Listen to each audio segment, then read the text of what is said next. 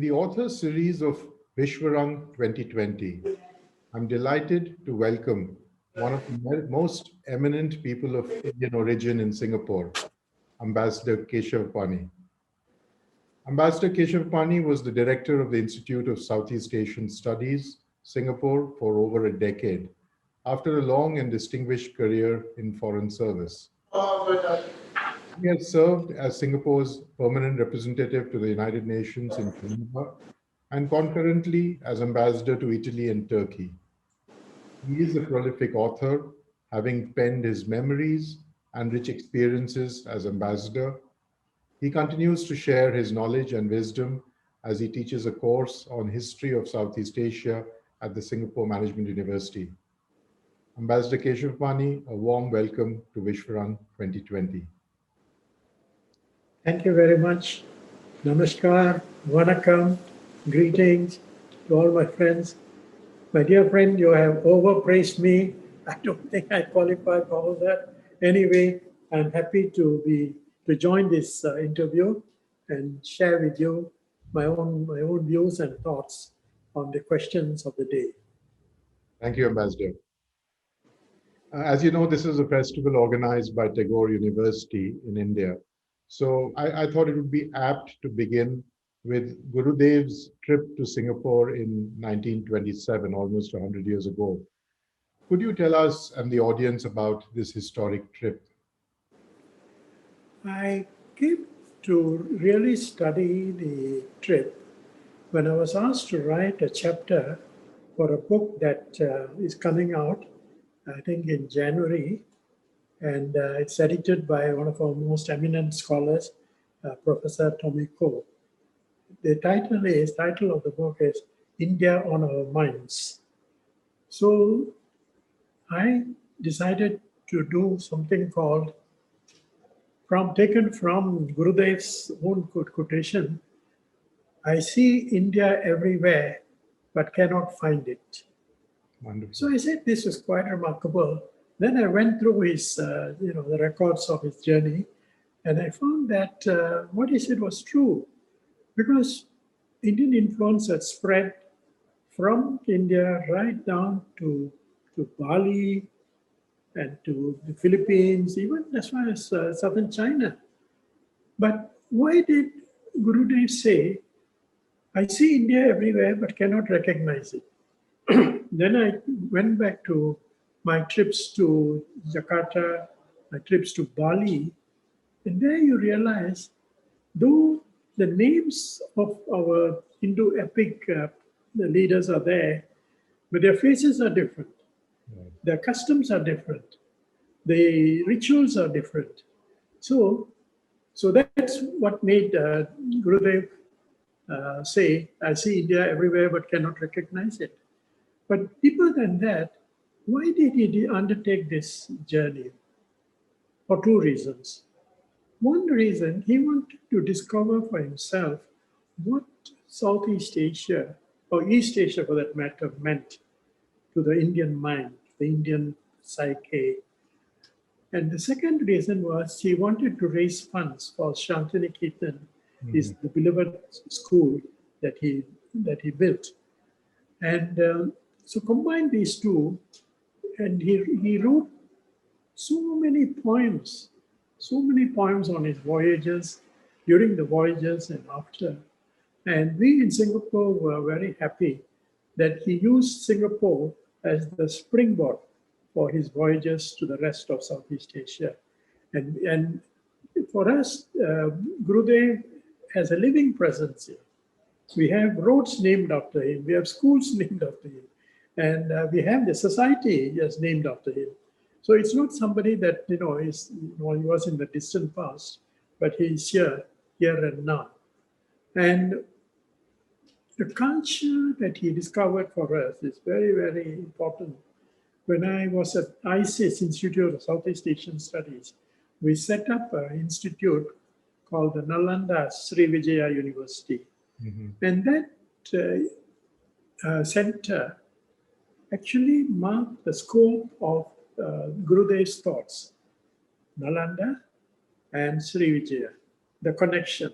And he he had conceived this, though it was set up, Nalanda was set up much earlier, but the conception in his mind was, this is something that can be resurrected, and we did resurrect it, and I'm happy to say they produced some wonderful, wonderful work, and I think Gurudev served as an inspiration for us, for that matter. That's so wonderful. That's like bridging history, geography, art, culture, everything that Vishwarang represents actually. So it's really nice to very nicely articulated, Ambassador. That's so nice. Thank you for that.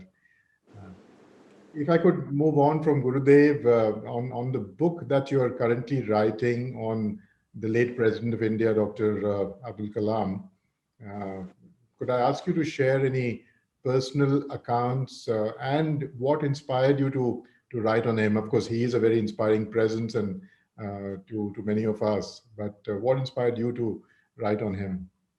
Well, at the age of 84, which I am in 2 days' time, I don't think I have the stamina to write a full book. Yeah. But Abdul Kalamji has been my inspiration for a very long time. And so when he passed away 2 years ago, friends came to me and said, why not set up some kind of a society so that his thoughts, his ideas, etc. can be perpetuated. So much to my, I don't think at that age I wanted to be anything, but they said, no, you should be the president of this Abdul Kalam Vision Society. Mm-hmm. So we have got it going. And so what we did was, for his birthday, was 15th October, I decided that I told my people, people write a lot of big books. Very few get read. Unless you're a Sashi Tharoor or you're some famous. So I said, let's come out with a booklet where we put 30 of his inspirational quotes. He's got a lot of quotes, but 30 of his quotes. And explain the background behind these quotes. So we started off with this life story, how he, from, Rameshwaram, that's right, little boy, yeah, selling newspapers, right up to, Rashtrapati Bhavan. Now that strings, why do I, a Singaporean, have to, thought about this?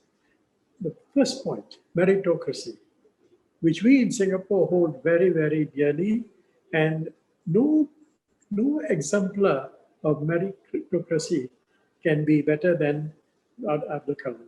that's right. Secondly, his desire to reach out, particularly to students, particularly to children, and that we thought was very, very important. I can tell you a story. He came, Kalamji came to Singapore. He went to GIIS, Global Indian School, and my good friend Atul Dharmuka was giving a good presentation, but he stopped him halfway and said, what have you done for the poor students, people who can't afford the fees? So Atul had to scratch his head. And very soon after, they set up a special scholarship fund or something like that. So that today, nobody is denied education in Global Indian School or anywhere for that matter. So that again is the second point, where education is made available to whoever wants to study. Mm-hmm. And like that, there are many attributes of Abdul Kalamji's life which resonate with Singaporeans. Yeah. So what we did, we produced this book about 40, 50 pages, very, very concise, and we are sending it out to all the schools so that they could, and it's a small, easy read. Exactly. And of course, in that book, we have brought out something that very few people know. and that is the memorial building in Rameshwaram that has been constructed by the government of India. It's a beautiful building, very, very nice. I had the pleasure and honor of visiting it last January, and I went through it, and it is really a manifestation of this entire life and work. So this is again, the people must know, people of, not only people of India, but people outside must know. So we put all this into the booklet, and I will send you a copy. Indeed, no, that will be a real privilege, and it's such a great idea and a noble idea to keep it, as you said, 40, 50 pages and sayings of his and so on, because the far reach of Dr. Kalam's thoughts and ideas and activities is something that's so needed. You said, no, one more thing. I read. One more thing. It's, at the moment, the book is in English and Tamil. We are bringing out the Hindi version very soon. After that, we are bringing out the Chinese and Malay translation. Wonderful. Because these are the 4 official languages. That's no right. use talking about Kalam to ourselves. The other communities also must come to know about Kalamji. So this is the bigger picture. Wonderful. Yeah, no, so he was a man of science, physics, Yes. aerospace engineering, but his ideas were, as you said, his engagement, that trip to Singapore, I was also privileged to meet him a few times. And, from a 3-year-old to a 75, 80-year-old, he could engage with anybody, and he loved engaging with the younger people much more naturally. And it was fascinating how he connected with children, and the innocence on his face and the knowledge that he imparted was always an inspiration. That was a real loss when he passed away, but keeping his memory going. So thank you for that, and that's so wonderful. Yeah. That we are going to put it and bring it out as an e-book, so that it will spread all over, and of course the youngsters will like that. Yes. Ambassador, if I could ask you that, as a person of Indian origin but born overseas, who are the figures from Indian history or literature that you particularly admire, and maybe why? Yeah. My favorite hero from childhood was Subhash Chandra Bose, Netaji Subhash Chandra Bose. That's right. This was because in my, I grew up in a small town in Malaysia, and the only picture on the wall was on Netaji. So I asked my father, why are you having this picture? And he told me the story that this is the man who lit the fire among the people to gain India's independence. And both Malaysia and Singapore had roles to play. In fact, the Indian National Army was formed in Singapore. Of course. And the only army formed outside. And for us, it's a very emotive part. Again, when I went to the Institute of Southeast Asian Studies, I had the opportunity to bring out books. One was by Nilanjana Sengupta. She wrote a book called A Gentleman's Word. And this was at the request of the late President S.R. Nathan, who said there's a lot of books written about Netaji's, escape, from this, and then how he died and all. But nobody has written about the legacy. So I, got hold of Nilanjana and asked her to write this book. And it is one of the most fascinating accounts of Netaji. And so for us, Netaji is it's not somebody who has passed away. He may have physically passed away, but his thoughts, his emotions, how he wanted to fight for India, he wanted a single India. So these are things. Even though we are Singaporeans, people will say, "Why are we bothered?" But emotions cannot be separated. Yes. Feelings cannot be separated. So that's the Netaji. Obviously, is my very first hero. Second hero is South Indian patriot called Kattabomman, Veerapandya Kattabomman. Okay. Very few Northerners might know about it, but for us in South India, he was a man who stood against the British. He wouldn't surrender, and the British tried all ways to make him succumb to their ways. But his story is a romantic, is an idealistic, and inspirational hero. And so, and today, till today in South India, especially in Tamil Nadu, they for them is still alive there. Nice. Excellent. Yeah.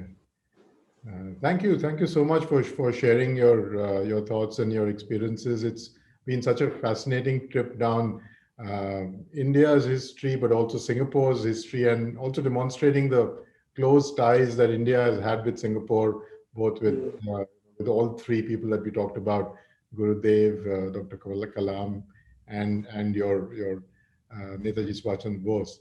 And in some ways, the bond between India and Singapore is something that people like you epitomize as well. So thank you so much for sharing that and for your time and participation in Vishwarang 2020. In fact, the place where I am is the Indian Association, and this has a long history stretching from the 1900s till today. And you come here, you will find a bust of Subhash Chandra Bose here. Only two busts. One is at the Indian Heritage Museum, and the other one is at the Indian Association. Right.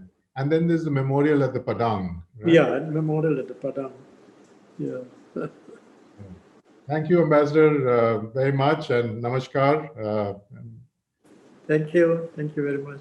Thank you for inviting me to this wonderful experience. Our privilege entirely.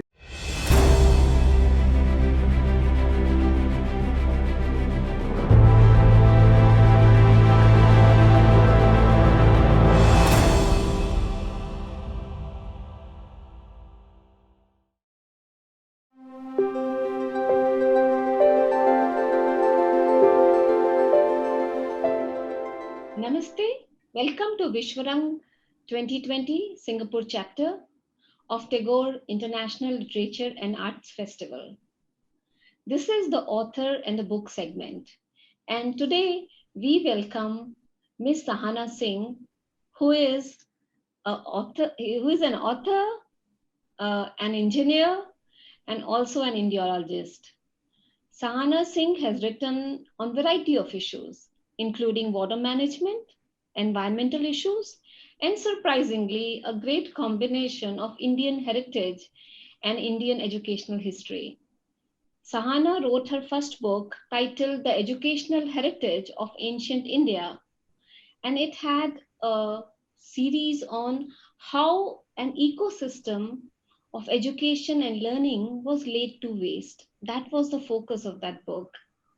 It has been appreciated globally by audiences, by readers, and Sahana has gone to several places, talked about the book. Now she's writing a new book, a sort of sequel to the first one, and it is tentatively called Revisiting India's Educational Heritage.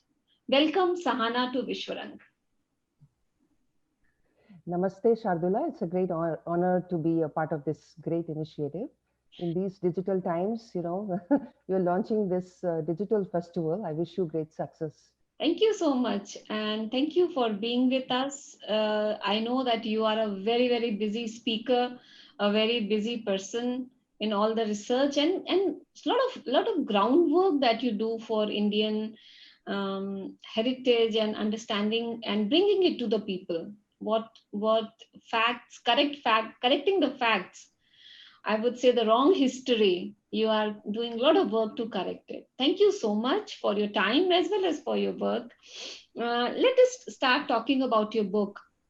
So your new book, what is the basic premise of it? Because you had already written about the educational heritage. So what is the basic reason or basic premise of writing a new book on it? So thank you very much for inviting me. So my book is an expanded version of the previous book. So it is the same topic, educational heritage, but it looks at the topic in more detail. So it examines the advanced system of education that existed in India for thousands of years. And it looks at the Gurukula system of education, which was in the midst of nature, just like the ones that you see mentioned in Ramayana and Mahabharata. And then it looks at in detail at the famous universities like Takshashila, Nalanda, Vikramshila, Ujjain, and so on. Then it mentions the temple universities like Kanchipuram and Sharda Peeth. These temples were not just places where people went to worship, they were also universities and centers of learning. So I've discussed the various kinds of educational institutes like Ghatikas, Agraharas, and have brought attention to the fact that the whole of Greater India was covered with many learning centers to suit the demands of the population. Mm-hmm. And my book talks about how learning was a sacred duty, and there were so many rites of passage, like they were called samskaras. So Mm-hmm. throughout the educational journey, there were a variety of rituals which were very meaningful, like the Vidyarambha ceremony, in which a child would learn how to read and write for the first. Then there was the Upanayana ceremony, which was performed at the beginning of higher education, when a student would go and live with the guru and imbibe knowledge from the guru. Then at the end of the educational period, there was Samavartana, which was similar to today's graduation. Okay. And there would be wonderful speeches just like today, and they were done with great devotion.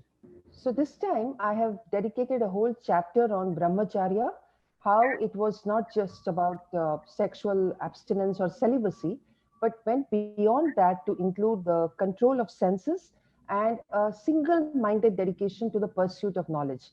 I thought it was important to bring this out Mm-hmm. because today the students might find it hard to understand why celibacy was such a mandatory requirement during the period of studies. So I wanted to give some clarity on that. Then I have explained how practical training was an important component of education in ancient times. The graduates who came out from gurukulas and universities would go on educational tours. They traveled the length and breadth of the country trying to understand the culture and the local practices, Mm-hmm. right? And I have also devoted attention to the training in debating and public speaking that was given in the gurukulas and universities. It was an important part of education, and in fact, it was used as a means of evaluation. It was even examinations had debates, Yeah. right? Wonderful. So basically, in my book, I have brought out many new things. The new book, I have brought out aspects of memory training, education through games like snakes and ladders, chess, cards, and the culture of education through stories, fables like Panchatantra, Hitopadesha, Vikram Vedal stories, and all that. And then I've dwelt on how knowledge was transmitted to foreign lands, because not only did we create this body of knowledge, but it was transmitted to foreign countries. I've talked about that. And then I come to the sad part, how it was all destroyed. The invasions that took place, the destruction of Nalanda, Vikramshila, how that happened in the 11th century. There was a climate of oppression, Mm-hmm. lack of support for education, and that led to decline in higher education. So I've talked about how the whole ecosystem of learning was destroyed. Mm-hmm. Not to forget colonialism. When that came, then Indian education became a pale shadow of what it was in the past. And then there was the whole language that was imposed on people. The native languages were killed, and then English became the medium of instruction. So that's how the level of literacy went down. It was actually much higher before the British came to India. So I have focused on the research done by Dharampal, who did a lot of pioneering research on how the school system of education was broken down by the British rule. So basically, my book is a call for restoring pride in our civilization and to look at what elements of the ancient education system we can adopt in today's education. So Yeah. we had a culture of excellence. Yeah. That We brings had world-class education. So there is a lot we can learn. education different. Today's education and the ancient education, Mhm. how were they different from each other? I think the main difference was that in ancient times it was more holistic. So it was very connected to nature, it was holistic, and it was rooted in the culture of the land. That is how it was very different. So when I say nature, there was no separate subject called environmental sciences or environmental engineering, because every subject took nature into account. So engineers worked with nature. Chemistry, physics, everything was taught with respect to nature, right? So it was not as if they don't know what's going on outside. Like today, if you see the students, right, they are so into digital education that they are not connected with nature anymore. They learn nothing from the sunrises and the sunsets. They don't know what trees are outside the house, right? Yeah, yeah, So true. that was one big difference. And the other thing was that in the ancient system of education, the children developed skills at a very young age, I, right? I heard from So various discourses that a lot of Indian educational knowledge was spread across the world in ancient times. So, can you throw some light on it? that's a very good question, and I have dwelt on it in great detail in my book. So we know that the Indian gurukulas and universities attracted the best talent, the best of students from around the world, right?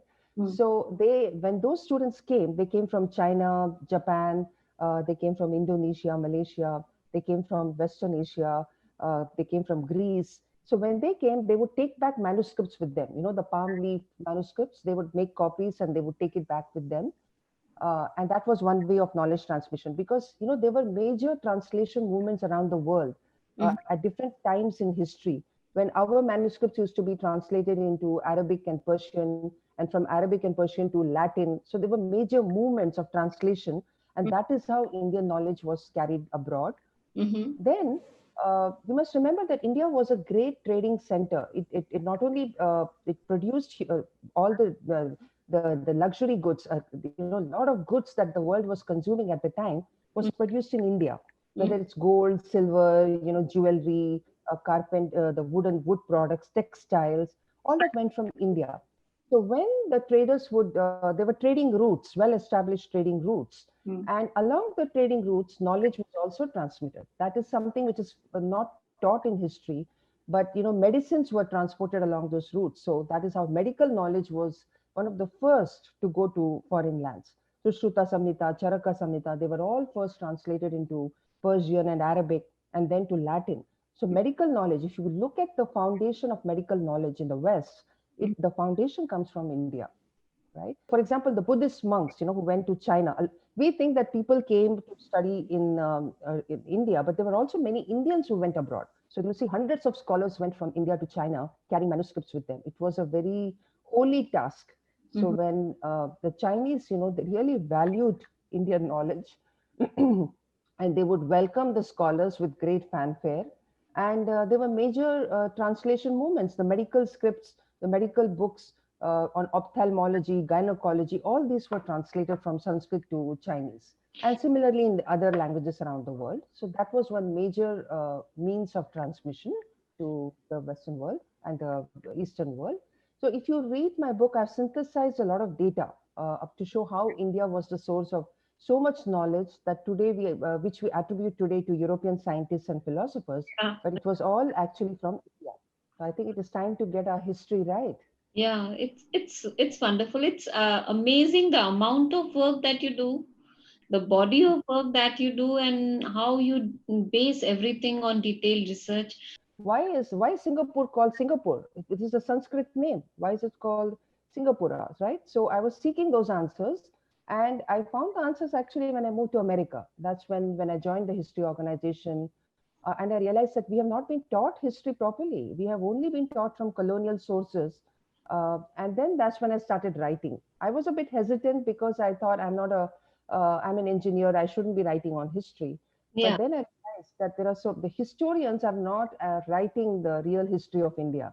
The ones who are today, the milieu is such that the history is very much dictated by what was written in colonial times. Mm. So there is a Western framework that is adopted. They don't know Sanskrit, they don't know their own native languages, right? So it all started together for me. I started learning Sanskrit. Yeah, Uh, that was, right? I was pretty amazed by that, Right. to get the authenticity of what you are writing, you started learning Sanskrit. And Yeah. actually, that really means it's quite heartening, because I see lot of people writing about our ancient texts, like presuming things about Veda, Mahabharata, and viewing it from a very, small perspective, because they have only seen what is the translation. They have never seen what was written in the original Sanskrit. That's So and it's very difficult to translate. Sanskrit, there is no word for so many. There's no English word for dharma, Mm, right? mm, There is no word for any. I mean, it's very hard to translate one Sanskrit word. You need a whole paragraph or yeah, maybe a page to explain what that word means. yeah, So yeah. that's how it is helpful as I started learning Sanskrit. Mm, So you can't just write about history and not know the language, right? yeah, So I'm also connecting to my own mother tongue, which is Kannada, yeah. and I hope I'll be able to converse with you in good Hindi one day.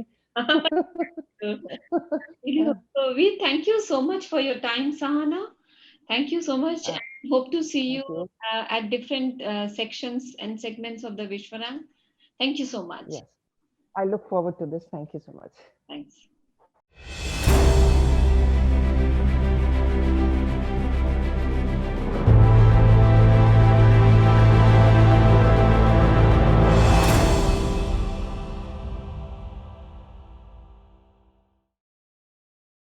In the 55 years of Singapore's independence, it has developed an eclectic collection of cultural traditions and art forms that make up its society. The Chinese culture has significantly influenced the country's arts and craft forms, with its growing from the roots of the Nanyang influences. Nanyang is a type of artistic expression using Chinese forms and techniques, but applied to different cultures. The 80s saw the emergence of the new generation artists who incorporated and experimented in mixed media pieces and used innovative media like fabric, plaster, and paper pulp in contrast to the traditional watercolor of Chinese Nanyang. Present-day Singapore art is the perfect representation of the country's rich blended tradition, symbolism, and innovation. It combines the tradition and influences not only of its four major cultures, but that of the world as well. Dating all the way back to the early 20th century, the art of beading glass seeds are intricate craft forms associated with the Peranakan community. The beadwork and embroidery were most commonly crafted by female Peranakans, whose skills and knowledge were passed down many generations. The fine workmanship of a pair of beaded slippers is also a hallmark of highly accomplished Peranakan women, also known as nyonyas, whose skills in embroidery and beadwork are still highly valued. These pieces were used to decorate wedding-related items. The bride would bead and embroider the groom's slippers and belt. In the 1930s, beaded and embroidered slippers were worn not only by the Peranakan females, but also by the males. Carefully stitched patterns are used to create designs on the fabric, which show European influences in their use of floral and animal motifs. Today, nyonya beadwork and embroidery can be found adorning households or weddings and are highly treasured pieces of artworks, going for $100 to $1,500 each. Although the lifestyle of the Peranakan is no longer prevalent in modern-day Singapore, its culture is preserved in the forms of these beautiful pieces of arts and crafts. Rattan is a family of climbing palms found in tropical regions and is used for a variety of purposes, including the making of furniture and handicrafts and as building materials. The name rattan refers to the stem of the climbing palm and is believed to have originated from the Malay word rotan, meaning to pare. It is also sometimes more commonly known as cane. In Singapore, the making of rattan products is closely tied with its economic history. Historically known as the Centre for Entrepot Trade of Rattan, the rattan industry in Singapore reached its peak in the 1960s and 1970s, when there was a rapid growth in the processing of rattan raw materials and making of rattan products as driven by global trade and economic development. Though the industry dwindled due to the global competition and economic and social factors, Singapore still remains a key player in the global trade of rattan raw materials. Though there are challenges in greater competitions from imported rattan goods and difficulty in finding successors to pass on the trade, there still remains interest in rattan as a sustainable material, the cultural heritage significance of making rattan, and the incorporation of rattan into contemporary designs and techniques. In Singapore, various communities, including traders and makers from the Indian, Malay, and Chinese communities, have been involved in rattan craft. Within the Chinese community, rattan practitioners are said to be differentiated by dialect groups, where rattan furniture makers were often Hakka, exporters of cane and rattan basketry makers were Teochew, while manufacturers of rattan processing workers were mostly Cantonese dealers. Rattan makers would conceptualize designs based on clients' requests and needs, such as estimating a chair's dimensions and depths according to the size of the human body. It is also important for the chair frame, which is often made with a thick rattan cane, such as the rattan manua, to be able to be structurally strong, so as to set the shape of the weaving work. So much detail was put into weaving such a delicate craft. The weaving is often the test of the skill of the rattan maker, and the end process involves staining or coloring to complete the look of the rattan chair. Although they were once a common sight in households everywhere island-wide, their popularity has begun to decline as the demand for bamboo and their crafts have started to fall. Today, there are a number of traditional rattan makers in Singapore who continues to hand-make these rattan products as a craft which has been practiced in Singapore since its early days to the present. The tropical plant with fragrant leaves which are widely used for flavoring Southeastern Asian cuisine isn't just famous for the beautiful dishes it can create, but also for weaving handicrafts which have now become a significant part of the craft history of Singapore. The pandan leaves are meticulously woven in order to produce fashionable ornaments and baskets. Diverse kinds of businesses that are engaged in furniture making prefer to use pandan, not only because that its leaves are fibrous and can grow quite long, but more so that it can resist decay, thus giving more satisfaction to the clients. Today, this beautiful craftsmanship lives on to amplify Singapore's unique and beautiful cultural heritage and arts, making every home more homely. The Chinese first began making the now traditional lanterns all the way back during the Eastern Han Dynasty. In ancient China, they were used to provide light and eventually as aspects of Buddhist worship. Today, they are used only for decoration and modern forms of celebration and worship. Lanterns have become a symbol of national pride in China and are used to decorate homes and public places. The materials for making a lantern are very simplistic. Historically, bamboo, wood, rattan, or wire was used for the frame. The shade was crafted from delicate paper or silk. Lanterns were often decorated with Chinese calligraphy, painting, paper cutting, and even embroidery.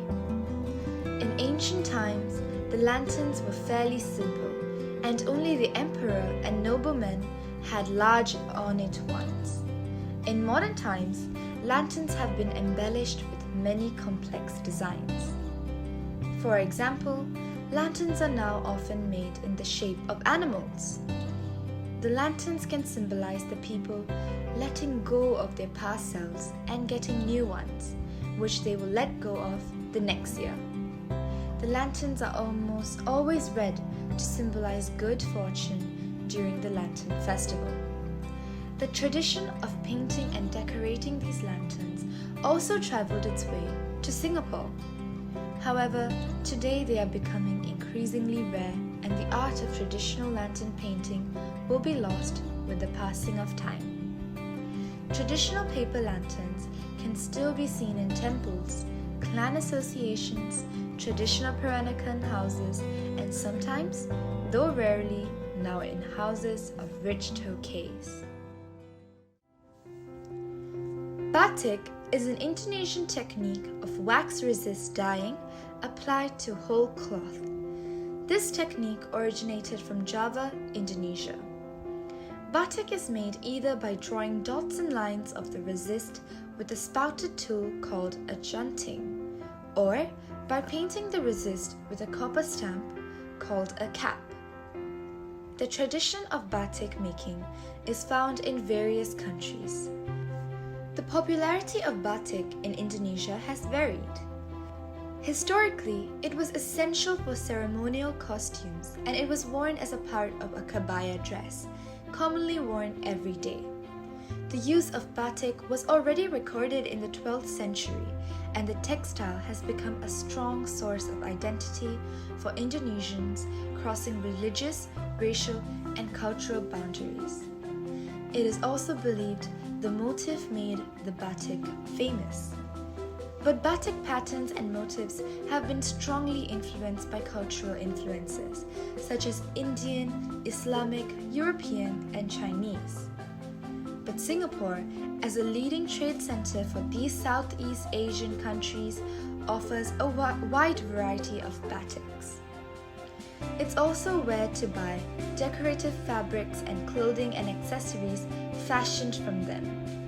The rich and dazzling array of batiks displayed in Arab streets, fine fabric shops make this avenue one of the most colorful in this very colorful city.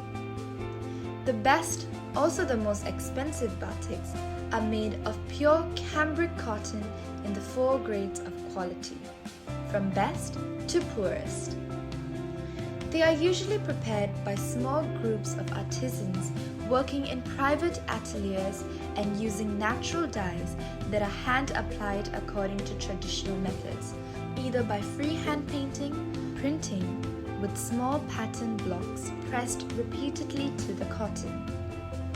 These hand-dyed fabrics are becoming increasingly rare. They are usually sold only in sarong lengths. About 2.5 yards are needed to accomplish the traditional Javanese or Malaysian body wraps. There are less expensive batiks, however, still colorful and lovely, sold by the yard and mass-produced using synthetic fibers and dyes that were screen-painted or machine-applied patterns. Home accessories such as tablecloth and napkin sets and pillow covers are also abundant, as are hand-painted murals of still lifes or landscapes sold with or without frames. There are literally hundreds of patterns, from bold geometric shapes to delicate florals, many with ancient origins from which to choose.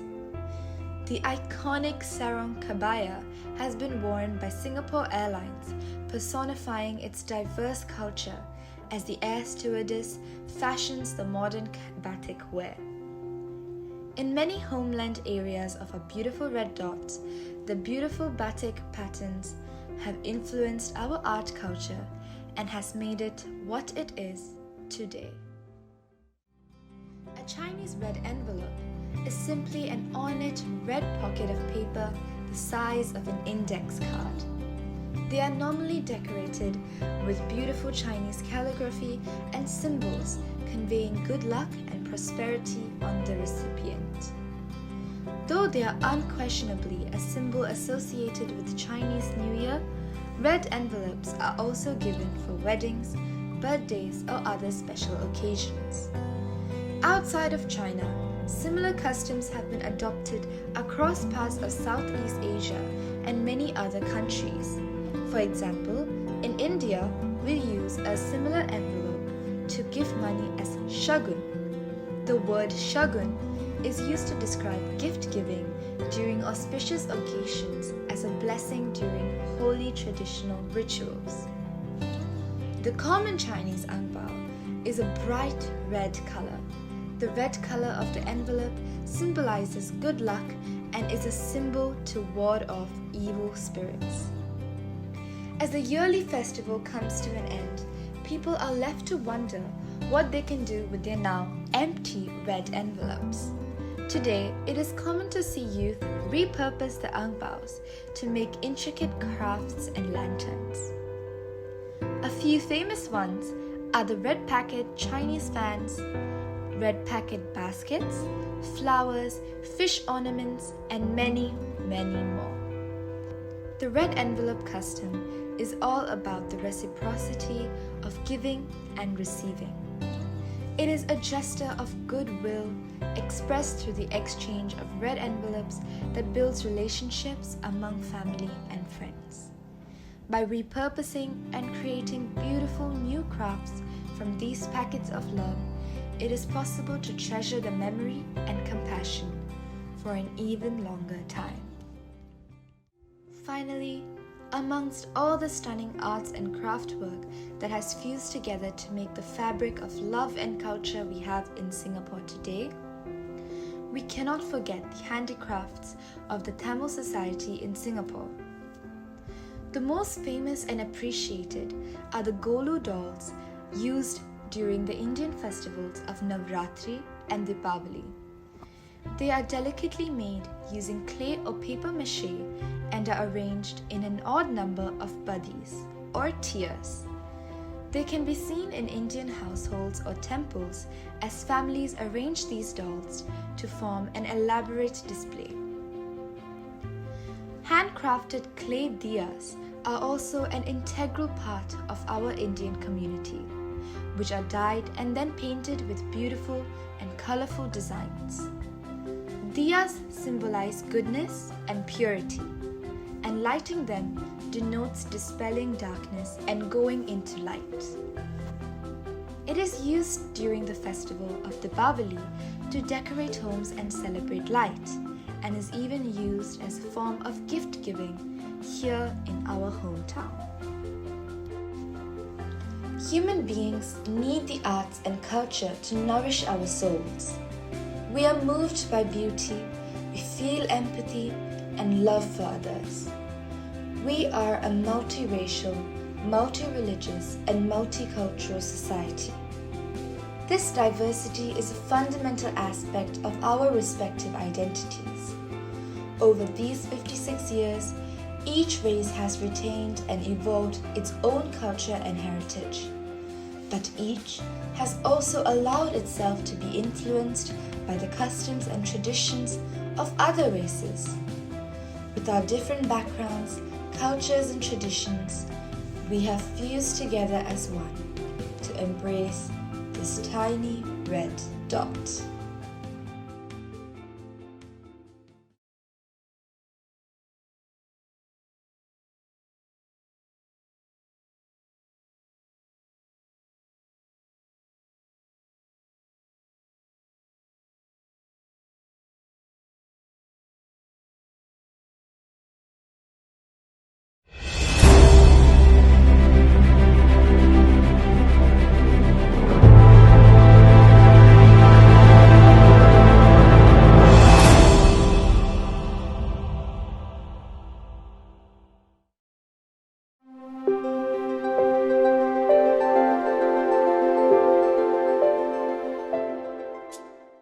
नौकरी जो ढूंढण में चला, नौकरी न मिलती कोई। जो startup करने में चला, फंडिंग के नाम पे रोए। खोल के सीवी जब पढ़ा, बज़वर्ड न मिलता कोई। दास मल्लुका कह गए इसका सीधा नुस्खा होए। थोड़ा AI का तड़का मार के चुटकी भर डेटा डाल के 2 सीटी ब्लॉकचेन की बजे तो जीवन का फिर स्वाद ले डिजिटल ट्रांसफॉर्मेशन में तू डिसरप्टिव टेक को घोल ले थोड़ा क्लाउड में गोता मार के बहती गंगा में तैर ले थोड़ा AI का तड़का मार के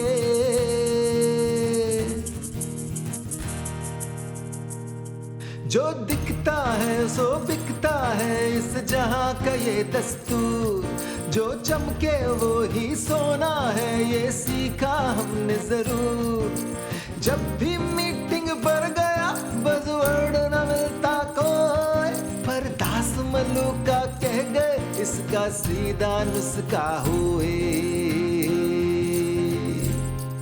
थोड़ा AI का तड़का मार के चुटकी भर डेटा डाल के 2 सीटी ब्लॉकचेन की वजह तो जीवन का फिर स्वाद ले डिजिटल ट्रांसफॉर्मेशन में तू डिसरप्टिव टेक को गोल ले थोड़ा क्लाउड में गोता मार के बहती गंगा में तैर ले थोड़ा AI का तड़का मार के Artificial intelligence is no match for natural stupidity.